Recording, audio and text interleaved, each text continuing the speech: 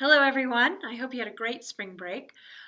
Today in class we're going to cover the second half of chapter 4, which is inversions and figured base, and sort of combining those elements with the Roman numeral analysis. So let's get started. I also want to mention that you are going to have an exam, a midterm exam. Hopefully it won't be too hard. If you've been keeping up, it should be easy. So it's going to be on the circle of fifths, and scales. You're going to be tested on intervals and chords. And I'm trying to think, so anything from chapters 1 through 4 is fair game. The exam will be put up on Monday, and it will be due on Friday at 5 p.m. So, yeah. So be prepared for that. And again, anything is fair game. So just be prepared. And I think, yeah, so anything from chapter 1 to 4. So identifying scales, identifying keys, identifying meter, also identifying any sort of, intervals, meter, scales, and chord identification, and Roman numeral analysis, and figured base analysis. So the stuff we're going to go over today also going to be included. So let's get to it, right? Let me get this left out. Made it worse. There, that's a little better. Okay. So there are, in triads, 3 types of inversion. There's root position and 2 inversions that you have to worry about. And all an inversion is mixing up the notes. So if we start with a regular old triad, so if we take maybe a D major triad, for example, so we've got D, F, and A, okay? When they're all stacked on top of each other in the sort of tightest position that they can be, right? Or what I refer to lovingly as snowman position, is called root position, okay?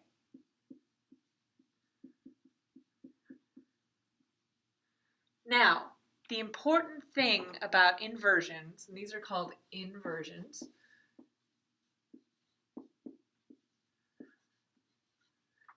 is that it doesn't matter what order the notes end up in, it's which note is in the base. And that is which note is on the bottom, which is not necessarily the root. The root of the chord is always whatever the bottom is when it's in snowman position. So if we have a D major, it should be major. If we have a D major chord, then D is the root, right? So this is called the root. This is a little bit of review from last time. The middle note is called the third. And then the top note is called the fifth. Okay, so root, third, fifth. Now, when we mix these guys up and we say take this root and put it on top like that, so then we end up with, right? So we end up with third on the bottom in the base, right? Which is different than the root. The base is whatever the bottom note is. So we end up with a third, the fifth, and the root is now on top, right? So when the third is on the bottom of the chord, when the third is in the base, it means that we're in first inversion.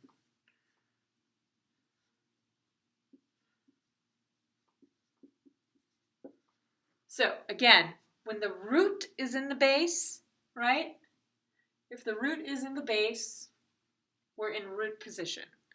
If the third is in the base, we're in first inversion.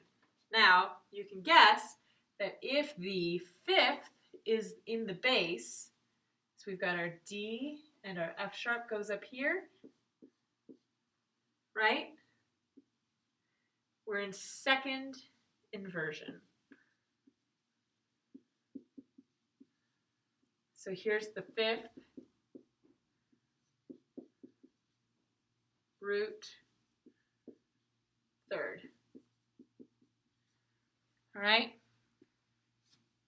Let me show it to you one other way, just so you can get a really good visual on it.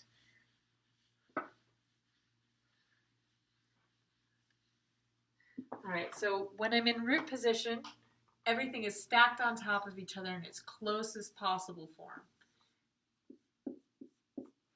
Or snowman position. So everything will be a third and a fifth apart. Okay? Now, this is root position. Okay? Now, if I take my root note out of the bass and send it up here to the D, like that. So this guy goes bye-bye, he goes on vacation, moves up an octave to better digs. Now suddenly, the root's no longer the bass note, right? The lowest note in the chord is the F sharp, which is the third. So this would now be called first inversion. Now, if the F sharp, or the third of the chord, decides to take a vacation, right, and join the root up in upper octave land, so he goes up to here, like that, right? He moves up to F sharp, so he goes from the low F sharp up to the high F sharp. Now our fifth is in the bass, right? This is the lowest note in the chord right now. Then all that happens is this turns into second inversion. All right? And they all sound a little bit different. So let me grab this computer and take it to the piano very quickly. So I'll also show you on the piano so you guys get a really good understanding.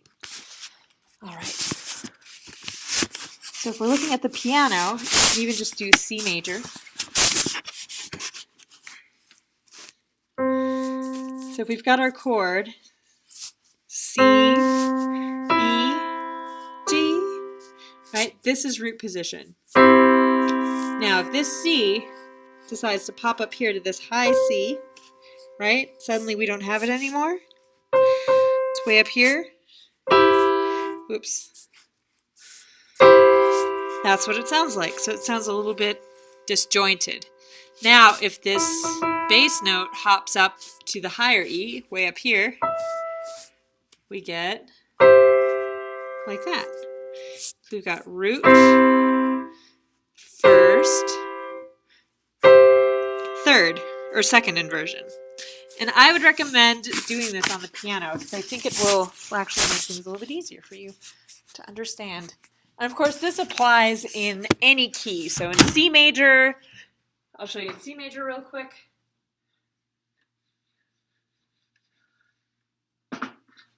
We have C, E, G. Here's our snowman position. They're all stacked up right on top of each other. This is root. The C goes to on vacation up to the upper octave,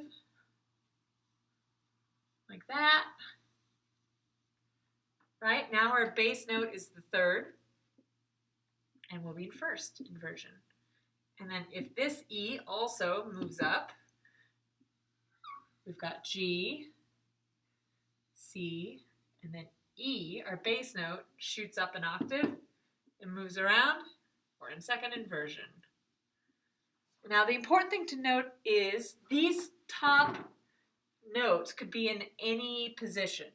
So I could write, for example, E, C, G, right? This could be our note.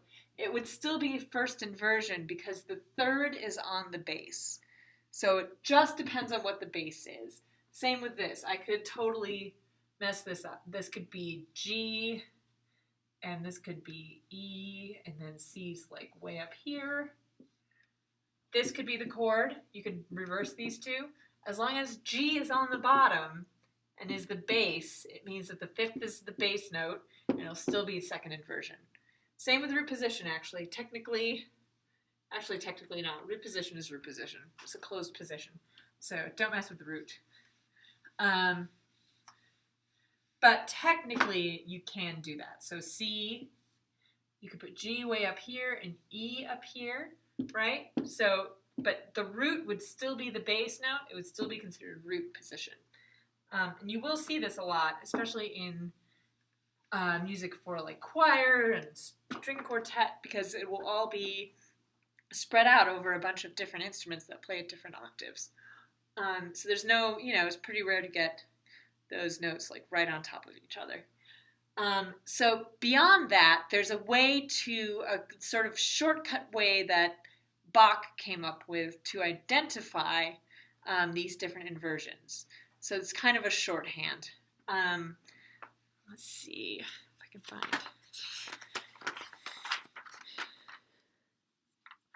And it's always good to sort of make yourself familiar with these. So this is referred to as figured bass.